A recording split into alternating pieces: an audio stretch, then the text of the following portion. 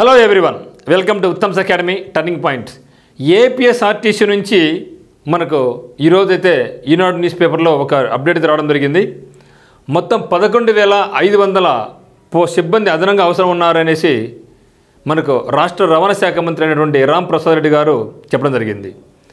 మరి ఈ యొక్క నోటిఫికేషన్ ఎప్పుడు వస్తుంది అని చాలామంది ఆతృతగా ఎదురు చూస్తున్నారు. బట్ నాకు తెలిసిన ఇన్ఫర్మేషన్ ప్రకారం, నేను సేకరించిన ఇన్ఫర్మేషన్ ప్రకారము నేను మీతో కొన్ని విషయాలు షేర్ చేసుకున్నాను ఈరోజు. అదే మాదిరిగా ఏపీ హైకోర్టు, డిస్టిక్ హైకోర్టులో ఉన్నటువంటి 2,000 నుంచి 3,000 ఉద్యోగాలు కూడా ఎప్పుడు వస్తాయి అనేది ఏమైనా అప్డేట్ ఉందని కూడా చాలామంది అడుగుతున్నారు. మరి ట్రై చేద్దాం. చూస్తే ఇక్కడ మొత్తం ఈరోజు ఈనాడు న్యూస్ పేపర్లో మనం ఫస్ట్ పేజీలో చూడొచ్చు. మొత్తం 11,500 పైచిలకు ఉద్యోగాలతో అదనపు సిబ్బంది అవసరం.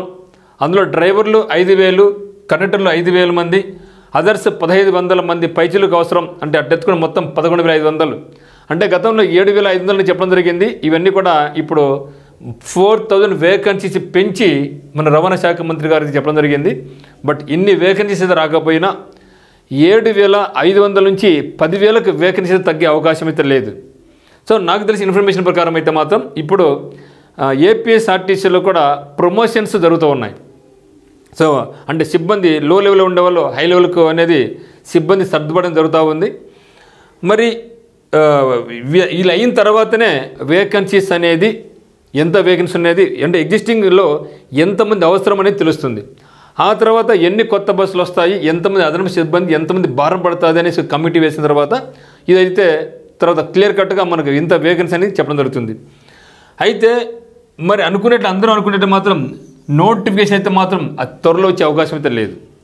మినిమం అంటే మినిమం మనకు 3 months పట్టే అవకాశం మినిమం నేను చెప్పేది. సో మినిమం అయితే 3 months తక్కువ కాకుండా పడుతుంది. మరి ఎందుకు 3 months తక్కువగా పడుతుందంటే ఇంత వేకెన్సీస్ను ఏపీఎస్ఆర్టీసీ ఎగ్జామ్ నిర్వహించలేదు, వాళ్ళకి అటువంటి శక్తి లేదు. సో కంపల్సరీగా ఇంత వేకెన్సీ అనేది వస్తుంది కాబట్టి ఇట్స్ గోస్ టు ఏపీఎస్సీనే. సో డ్రైవర్ అనుకోండి, డ్రైవర్ కంటే అంత ఉద్యోగం, ఎందుకంటే ఎగ్జామ్ ఏముండదు. 7th పాస్ అయ్యి డ్రైవర్ ఎవరికైతే డ్రైవింగ్ లైసెన్స్ ఉంటుందో వాళ్ళకి సింపుల్ టెస్ట్ ఎగ్జామ్ పెట్టేసి, అంటే వాళ్ళు డ్రైవింగ్ టెస్ట్ పెట్టేసి వాళ్ళు తీసుకుంటారు. But in case of conductor చూసినట్టయితే గతంలాగా కాదు. గతంలో 10th క్లాస్ మార్క్స్ బేస్ చేసుకొని ఇచ్చేవాళ్ళు. మరి మనకు కరోనా బ్యాచ్లో వరుసగా 2-3 ఏళ్ళ వరకు ఏమైంది, అందరినీ పాస్ చేయడం జరిగింది. అందరూ 10 పాయింట్లు ఉన్నాయి.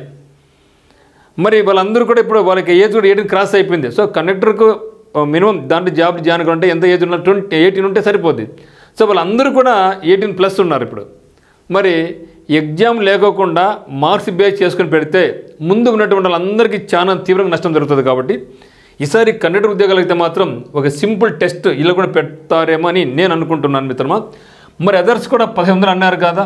ఇక 1,500 ఏమేమి ఉన్నాయంటే మనకు చూసినట్టయితే మనకు ఆల్రెడీ ఉన్న ఎగ్జిస్టింగ్ వెహికల్స్ ఏమంటే అసిస్టెంట్ మెకానికల్ 579 చెప్పడం జరిగింది, traffic supervisor 207, mechanical supervisor 179, deputy superintendent 30, 280.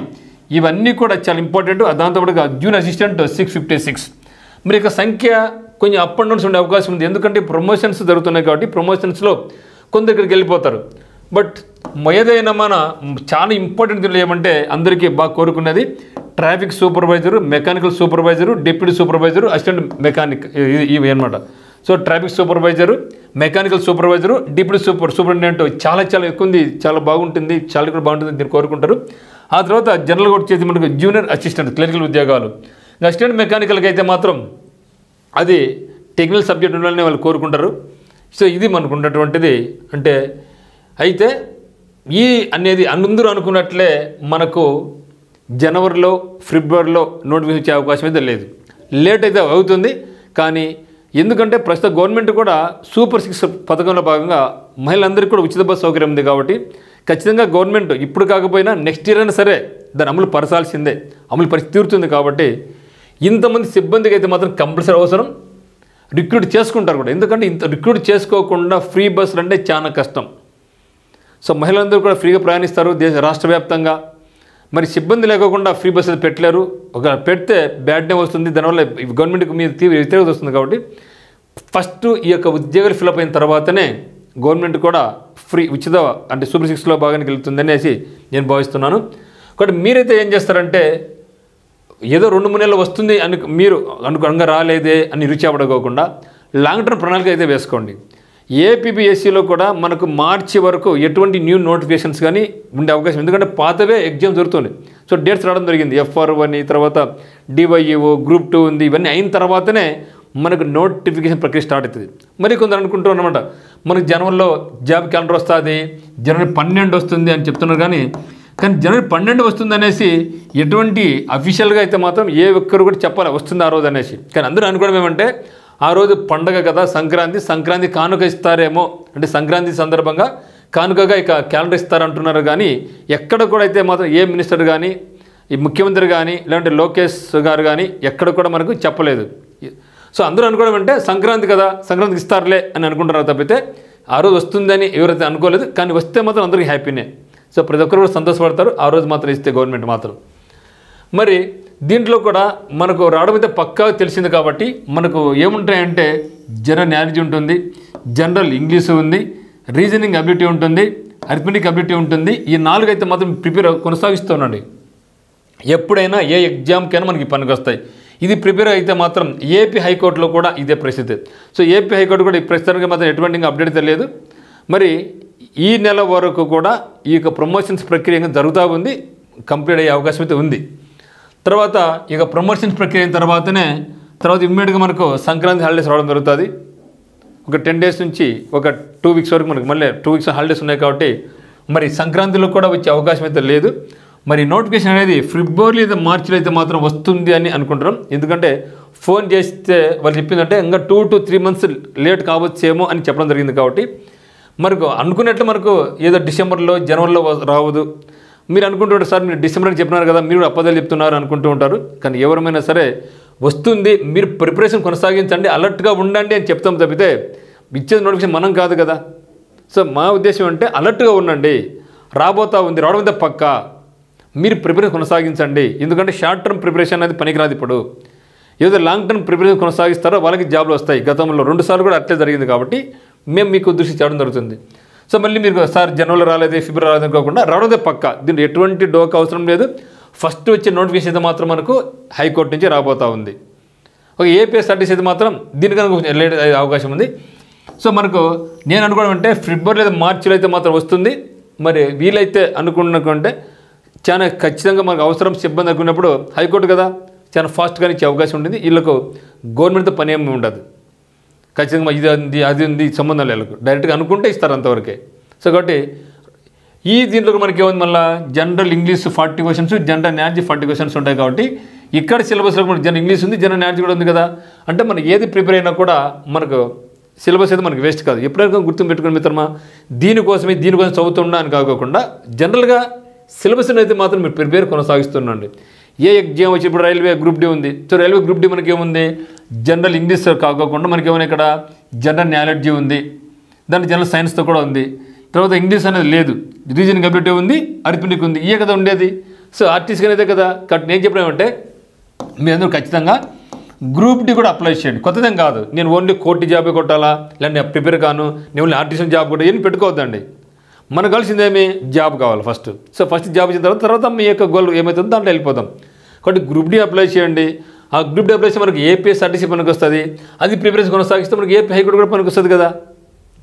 So కాబట్టి మల్టిపుల్గా ప్రిపరేషన్ కొనసాగిస్తాం. Only plan A పెట్టుకోవద్దని. ఇప్పుడు ప్లాన్ ఏ ఉండాలి, ప్లాన్ బి, ప్లాన్ సి ఉండాలి. సో ప్లాన్ ఏ అనేది ఏమంటే మీ మెయిన్ గోల్, ప్లాన్ బి అనేది ఏమంటే ఆల్టర్నేటివ్, ప్లాన్ సి కూడా ఆల్టర్నేటివ్, అది లేకుంటే ఏది నెక్స్ట్. సో కాబట్టి మీరు పడిన స్థలం ఎప్పుడు కూడా వేస్ట్ కాకుండా ఉండాలంటే మీరు ప్రిపరేషన్ కొనసాగిస్తుండండి.